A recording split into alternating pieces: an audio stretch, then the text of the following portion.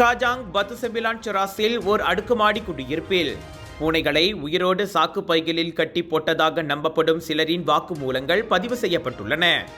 கால்நடை சேவைத்துறையான டிவிஎஸ்இன் ஸ்லாங்கோர் மாநில கிளை அச்சம்பவம் தொடர்பில் கார் ஒன்றையும் பறிமுதல் செய்துள்ளது.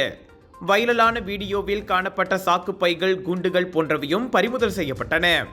கடந்த சனிக்கிழமை காலை 9 மணியில் இருந்து பிற்பகல் 3 மணி வரை அங்கு கட்டட மேலாண்மை குழு ஏற்பாடு செய்திருந்த துப்புரவு பணிகளின் போது அச்சம்பவம் நிகழ்ந்தது தொடக்க கட்ட விசாரணையில் கண்டறியப்பட்டது.